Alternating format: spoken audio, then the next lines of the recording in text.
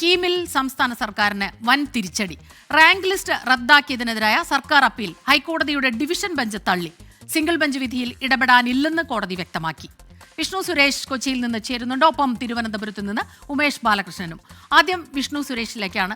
വിഷ്ണു, എല്ലാ കണ്ണുകളും ഉറ്റുനോക്കിയത് ഈ ഒരു വിധിയിലേക്കാണ്. കാരണം നമുക്കറിയാം, ഒരുപാട് കുട്ടികളുടെ അടുത്ത തുടർ പഠനത്തിനുള്ള ഒരു ഭാവിയാണ്, അതിനെയാണ് ഈ ഒരു തുലാസിലിങ്ങനെ ആടിക്കൊണ്ടിരിക്കുന്നത്. പക്ഷേ ഇന്ന് ഡിവിഷൻ ബെഞ്ചിന്റെ വിധി വരുമ്പോൾ സർക്കാരിന് അത് തിരിച്ചടിയാകുന്നു.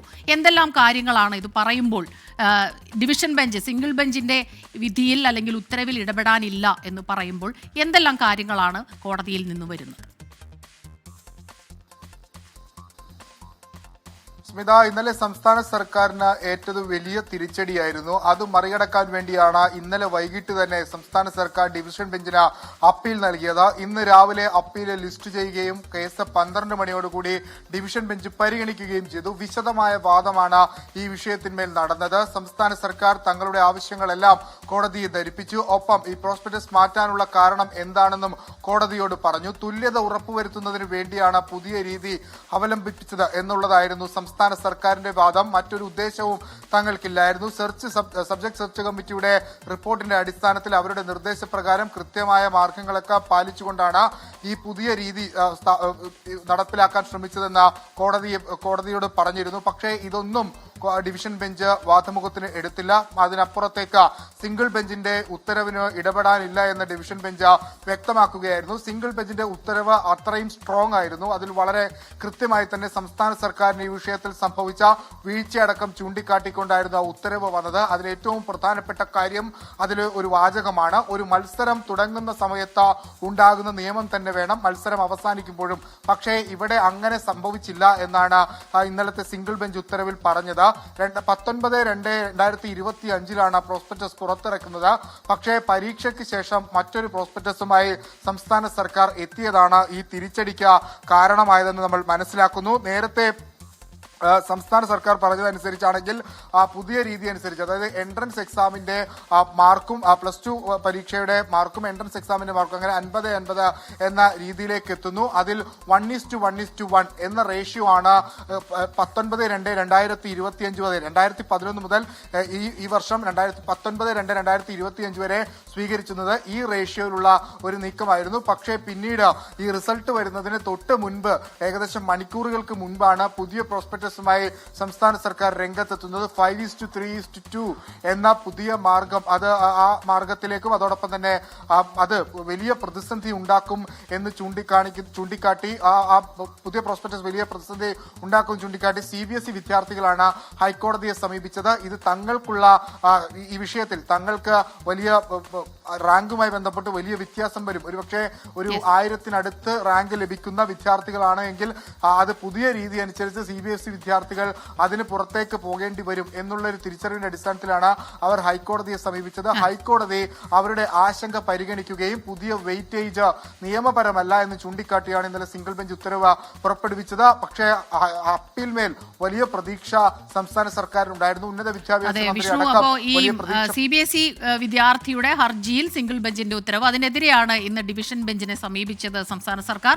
പക്ഷെ അതിൽ ഇടപെടാനില്ല എന്ന് ഡിവിഷൻ ബെഞ്ച് പറയുമ്പോൾ തീർച്ചയായിട്ടും അടുത്തതായി ഇനി എന്താണ്, അടുത്ത നടപടി എന്താണ് സർക്കാരിന് മുന്നിലുള്ളത് എന്നുള്ളത് ഏറ്റവും പ്രധാനമാകുന്നു.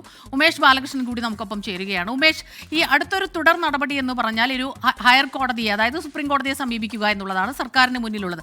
മറ്റൊന്ന് പഴയ ഫോർമുലയിലേക്ക് തിരിച്ചു പോയിട്ട് പുതിയ റാങ്ക് ലിസ്റ്റ് പ്രസിദ്ധീകരിക്കുക എന്നുള്ളതാണ്. അപ്പോൾ ഇത് രണ്ടും ഏറ്റവും പ്രധാനം. ഇതിന് കൂടുതൽ സമയം ആവശ്യമാണ് എന്നുള്ളത് തന്നെയാണ്. കുട്ടികളെ സംബന്ധിച്ചിടത്തോളം കടന്നു പോകുന്ന ഓരോ ദിവസങ്ങളും മണിക്കൂറുകളും ഒക്കെ തന്നെ വളരെ പ്രധാനപ്പെട്ടതാണ്, അവരുടെ ഭാവിയെ ബാധിക്കുന്ന കാര്യമാണ്. അപ്പോൾ സംസ്ഥാന സർക്കാരിന്റെ അടുത്ത നടപടി എന്താകും എന്നുള്ളതാണ് ഏറ്റവും പ്രധാനം.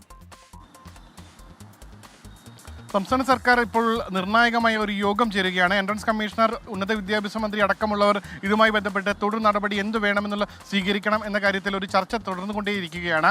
നിലവിൽ സ്മിത പറഞ്ഞ പോലെ 2 പ്രധാന സാധ്യതകളാണ് മുന്നിലുള്ളത്. ഒന്ന്, ഈ പറഞ്ഞതുപോലെ ഹയർ കോടതി, സുപ്രീം കോടതിയിലേക്ക് പോവുക, അല്ല എങ്കിൽ കോടതി പറഞ്ഞതുപോലെ ഫെബ്രുവരിയിൽ, അതായത് കാലങ്ങളായി തുടർന്നു വരുന്ന ഫെബ്രുവരിയിൽ പ്രസിദ്ധീകരിച്ച പ്രോസ്പെക്ടസിലുള്ള അതേ ഫോർമുല ഉപയോഗിച്ച് ഈ ഇപ്പോൾ പ്രസിദ്ധീകരിച്ച റാങ്ക് ലിസ്റ്റ് പുനഃപ്രസിദ്ധീകരിക്കുക.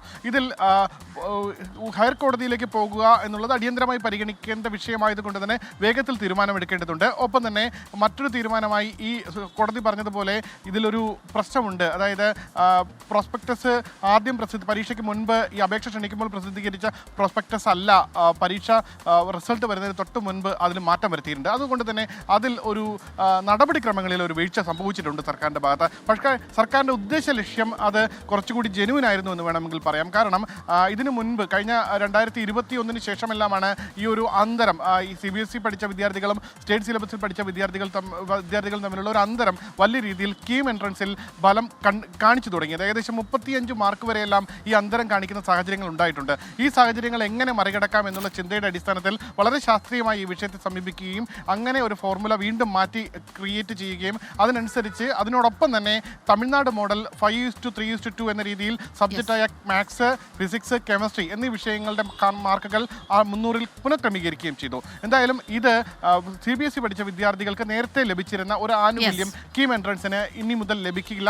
സ്റ്റേറ്റ് സിലബസിലെ വിദ്യാർത്ഥികൾക്കും CBSE വിദ്യാർത്ഥികൾക്കും ഒരുപോലെയാണ് ഇപ്പോൾ പ്രസിദ്ധീകരിച്ച മാർക്ക് ലിസ്റ്റിൽ പറയുന്നത്. പക്ഷേ ഇനി വീണ്ടും അടിയന്തര തീരുമാനത്തിലേക്ക് കടക്കുകയാണെങ്കിൽ അത് ഉടൻ തന്നെ അറിയാൻ കഴിയും. എന്തായാലും ചർച്ചകളിലാണ്. ഏതായാലും മന്ത്രിസഭ ഈ കാര്യത്തിൽ എന്ത് തീരുമാനം തുടർ നടപടി സംസ്ഥാന സർക്കാർ സ്വീകരിക്കും എന്നുള്ളത് തന്നെയാണ് ഏറ്റവും പ്രധാനമായത്.